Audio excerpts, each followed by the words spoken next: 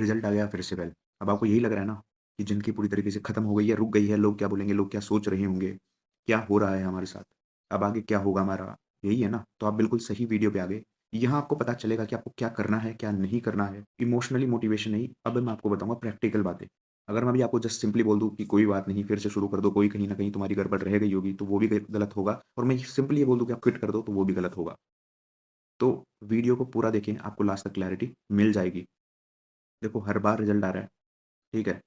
85% बच्चे हर बार फेल हो रहे हैं। हर बार जो सैडनेस, जो रोना या फिर डिप्रेशन वाली स्टेट रहती है, क्यों हो रहा है ऐसा? एक कोर्स ही तो है, ठीक है ना? बट इस कोर्स को हमने अपनी आइडेंटिटी से इतना ज़्यादा अटैच कर लिया कि इसके बाहर कुछ है ही नहीं। हमें लगता है इसके बाहर कुछ है ही नहीं, जबकि इसके बाहर हमने एक्सप्लोर करने की कोशिश ही नहीं की। बट इसके बाहर भी दुनिया है, इसके बाहर भी चीज़ें हैं जो एक्सप्लोर करने की हैं और वो एक्सप्लोर करनी चाहिए। सबसे पहली बात ये है कि सीए ही सब कुछ नहीं है, तुम सब कुछ हो। अपने आप को किसी चीज़ से इतना ज़्यादा अटैच मत करो कि उससे आपकी पूरी की पूरी मेंटल पीस, आपकी पूरी फैमिली की मेंटल पीस खराब हो। दूसरी बात, पास होने वाले 15 से 20% लोग होते हैं, बट फेल होने वाले 80% लोग होते हैं। बट होता क्या है, जो पास होता है वो अपनी सक्सेस को शेयर करता है, बट जो फेल होने वाला है वो ना लिंक्डइन पोस्ट डालेगा अपनी, ना स्टेटस डालेगा। तो हमें क्या लगता है कि पूरी दुनिया जहान पास हो गई, एक हम ही हैं नालायक किस्म के लोग जो नहीं हो पा रहे या हमारी किस्मत खराब है। बट ऐसा नहीं है, जो फेल हो गया है वो अपनी किस चीज़ को शेयर करेगा? उसके पास ना सक्सेस है, ना कुछ और है और न उसके पास सिर्फ़ और सिर्फ़ दुःख है।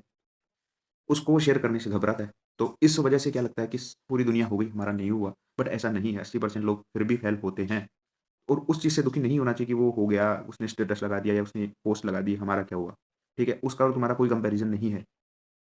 ये एक एग्ज़ाम है, प्रोफ़ेशनल एग्ज़ाम है, इसको एग्ज़ाम की तरह रहने दो। इसको अपनी ईगो पे कभी मत लेना, वरना आपकी मेंटल पीस, आपकी हेल्थ पूरी तरीके से ख़राब हो सकती है और जब आपकी मेंटल पीस और हेल्थ ही नहीं रहेगी, तो किसी भी चीज़ को आप लेके क्या क्या मतलब क्या उखाड़ लोगे? कुछ नहीं, ठीक है? और ना आप ग्रो कर सकते हो फिर उस चीज़ में कभी आगे चल के। अब मैं थोड़ी-सी बात करता हूँ कि जिसके 1-2 अटेम्प्ट हो गए, अभी 1-2 अटेम्प्ट हुए हैं, ठीक है?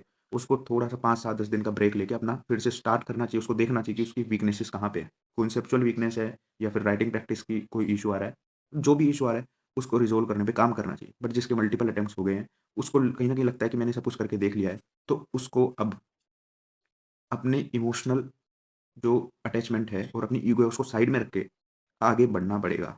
इसका मतलब मैं ये नहीं कह रहा इसको क्विट कर देना है, नहीं। एग्ज़ाम आप दो, बट अब उससे आगे का भी आप सोचो क्योंकि जस्ट आपको अब रिवीजन ही करना है, ऐसा इन डेप्थ आपको पढ़ने की ज़रूरत नहीं है। अब सबसे ज़्यादा ज़रूरी कोई चीज़ आपके लिए है तो आपका फ्यूचर। कोई ना कोई चीज़ तो आपके पास ऐसी होनी चाहिए ना, कोई जो आपके फ्यूचर को सिक्योर करके रखे। इन केस आपका इन फ्यूचर्स ये हो जाता है, अच्छी बात है, नहीं भी होता तो कुछ तो होना चाहिए ना आपके पास।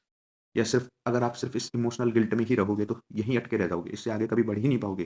क्योंकि लोग आएँगे आपको हर बार मोटिवेट करेंगे कि चलो कोई बात नहीं, इस बार आपने कोई कमी छोड़ दी होगी, अगली बार कर लेना। बट ये चीज़ें काम नहीं करती हर बार।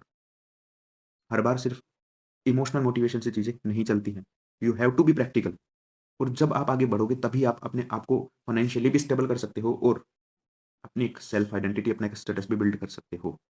क्योंकि जब आप एक ही चीज़ को करते हो ना, कहीं न कहीं आप नेगेटिविटी से भी सराउंड हो जाते हो। आप फिर से एग्ज़ाम से मान लो कि आपका रिज़ल्ट नेगेटिव आया, आप फिर से शुरू कर रहे हो, तो वो नेगेटिव पैटर्न्स तो आपके टूटे ही नहीं, ठीक है?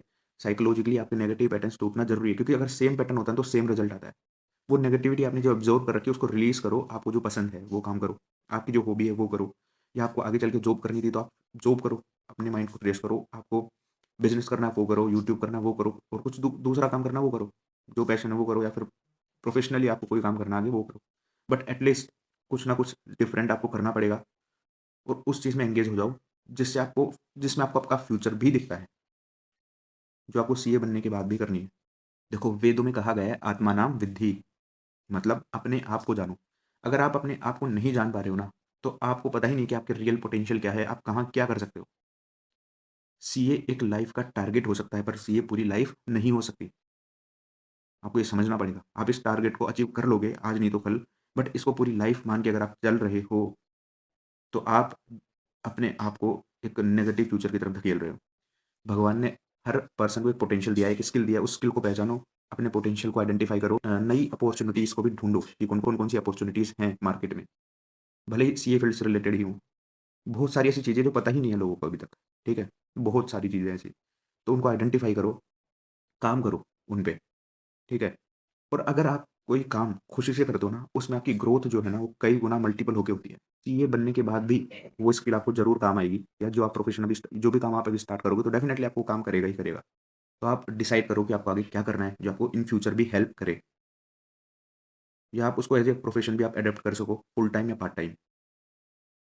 जिसको पता है वो स्टार्ट कर दे, जिसको नहीं पता कि उसका पोटेंशियल क्या है, क्योंकि कई बार क्या होता है कि अपन एफर्ट तो डालते हैं, लेकिन एफर्ट ज़रूरी भी है किसी भी चीज़ के लिए, लेकिन एफर्ट के साथ हर चीज़ में लक होता ही होता है।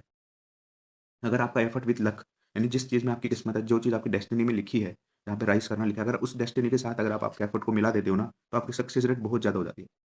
तो अगर मान लो किसी को नहीं पता कि उसकी डेस्टिनी में क्या करना लिखा है, मतलब किस में उसको सक्सेस ज़्यादा मिल सकती है, तो जैसे कि मैं स्पिरिचुअल एंड एस्ट्रो कंसल्टेंट भी हूँ, तो इस चीज़ में मैं आपकी हेल्प कर सकता हूँ कि आपको सही करियर गाइडेंस मैं आपको उसके थ्रू दे सकूँ। तो उसके लिए बस छोटी-सी नॉमिनल फ़ीस है, नॉमिनल चार्जेज़ है, जो जिसका डिस्क्रिप्शन में पूरा आपको डिटेल दे रखा है। तो और नॉमिनल चार्ज रखने का भी ये है कि एक जेन्युइन पर्सन ही उसको ले। प्लस मेरा भी टाइम उसमें इन्वेस्ट होता है, उस पूरी एनालिसिस करने में, और बहुत ही नॉमिनल चार्जेज़ उसके रखे गए हैं, जो कि आपको डिस्क्रिप्शन में मिल जाएँगे। अदरवाइज़ आपको पता है या आपने पहले से किसी से पूछ रखा है, तो आप बिना देरी करे उस चीज़ को स्टार्ट करें, मेरा मेन मोटिव यही है। क्योंकि अगर आप सही फ़ील्ड में मेहनत कर लोगे ना, तो आप बहुत आगे जा सकते हो। और साथ में आप अपने इस कोर्स को भी कंटिन्यू रखो, एंड इसको इतना ज़्यादा हेवीली मत लो। अदर काम करोगे तो आपका बर्डन शिफ्ट होगा। घरवालों को भी समझाओ, उनको भी कॉन्फिडेंस दिलाओ कि आप बहुत कुछ कर सकते हो, एंड फ्री होके ही एग्ज़ाम दो। अदर काम भी आप करो ताकि आपका फ्यूचर सिक्योर रहे, लाइफ़ को एन्जॉय भी करो, सारे मोमेंट्स को, सारी चीज़ों को एन्जॉय करो, हर फेस्टिवल को एंड एवरीथिंग।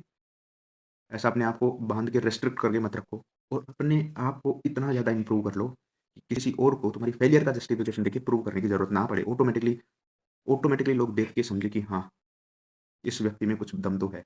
बाकी इस चीज़ की टेंशन मत लो, रिज़ल्ट खराब आ गया, दुनिया क्या बोलेगी, क्या नहीं बोलेगी। दुनिया कुछ नहीं बोलेगी, एक्सेस मत सोचो, और कुछ कोई कुछ बोलता है तो उसको इग्नोर मारो, किसी की मत सुनो। जिस दिन आप सक्सेसफुल हो जाओगे ना, सक्सेसफुल का मतलब सीए बनना ही नहीं होता।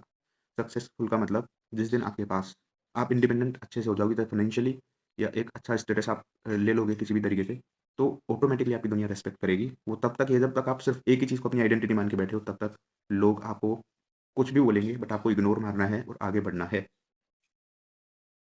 और मैं यही कहना चाहूँगा कि आप अकेले नहीं हो जो अनसक्सेसफुल हुए हो।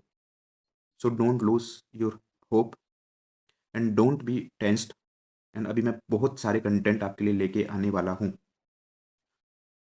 तो चैनल के साथ तो आप, अगर आप चैनल पे नए हो तो उसको सब्सक्राइब करो, एंड अगर आपको ये वीडियो पसंद आई है थोड़ी-सी भी, तो इस फ़ेज़ से गुज़रने वाले सभी लोगों को, जो अभी करंटली इस फ़ेज़ से गुज़र रहे हैं, उनके साथ भी शेयर करें, और सही लगी आपको वीडियो, अंदर से अच्छा फ़ील हुआ है, तो लाइक करके उसको एक्सप्रेस करें।